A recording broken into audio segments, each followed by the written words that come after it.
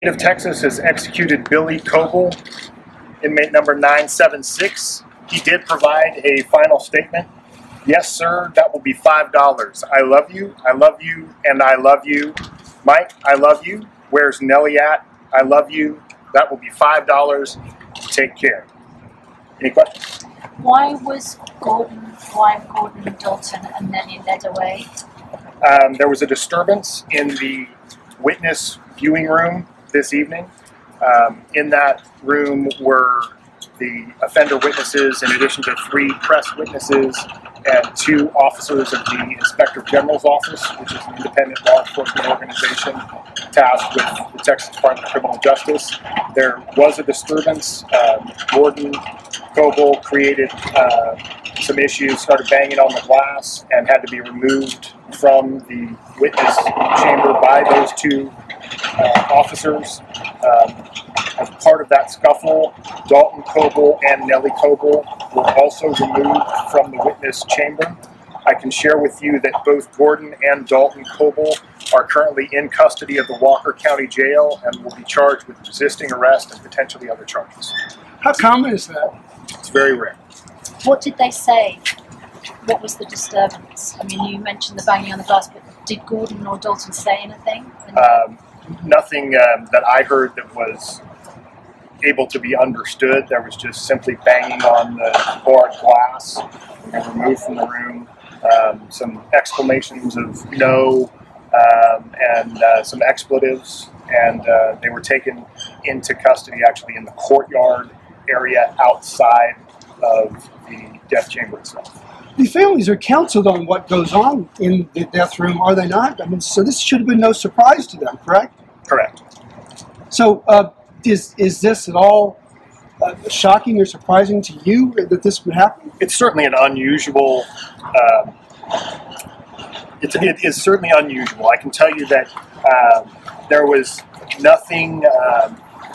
There was nothing that appeared overly different in Mr. Coble than other typically anxious offender witnesses who do appear ahead of time. We were aware to be diligent about him, but he was being observed like everyone is, and there was nothing that appeared to be enough to keep him out of the room beforehand. So no warning signs. It just all of a sudden erupted without warning. Nothing untoward. Yeah. Nothing untoward beforehand. Presumably, the offender's family often show their grief in different ways. Was this an unusual expression of grief? Yes.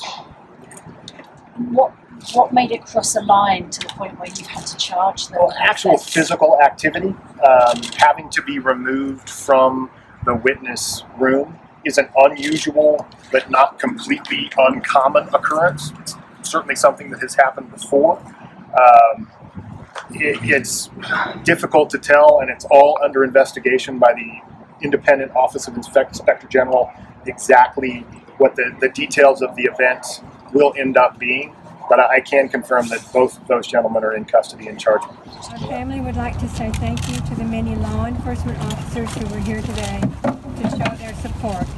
We're also very grateful for the many friends, family members, and co-workers who have prayed for our family and supported us the past 30 years. We ask that just as you have kept us in your prayers, you pray for peace for everyone affected today.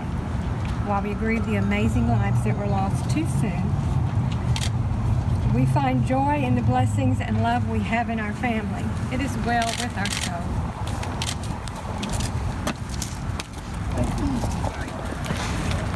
And let me get my notes out here. It's been a long evening.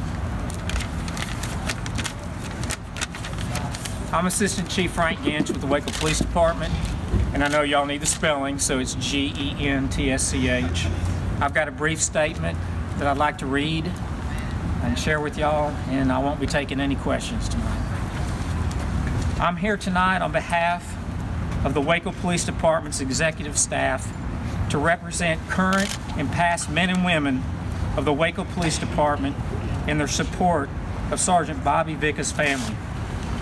Almost 3 decades ago, the Waco Police Department lost Sergeant Bobby Vicka an 18-year veteran of the department who was shot and killed while attempting to stop his brother-in-law from murdering his family at their home in Axtell, Texas. Sergeant Vicka's parents, Robert and Zelda Vicka, were also killed in the incident. Sergeant Vicka was an excellent officer and was well liked by all. And to this day, his memory lives with those of us who served with him and is shared with the younger officers in our department. Our prayers and support will continue to be with the Vicka family. Thank you. I'm Barry Johnson. I'm the McLennan County District Attorney. I want to echo the words of the Chief about Bobby Vicka. He was a fine man and a fine police officer. His parents were wonderful people too, Robert and Zelda. Grew up right around the corner from them in South Waco. They're great people. This is not a happy night. This is the end of a horror story for the Vicka family. And I just want to thank the McLennan County District Attorney's Office, the lawyers that tried this case, Crawford Long and John Segrist, and the efforts on appeal to get us to this point so that justice could be done. And I want to thank them and certainly would ask that you all join me in prayers, thoughts and prayers for the Vicka family, for J.R. Vicka and his sister, who were horribly tied up that night when this incident happened. And just say a prayer for them. And thank you again for being here. Appreciate it. Thank you, sirs.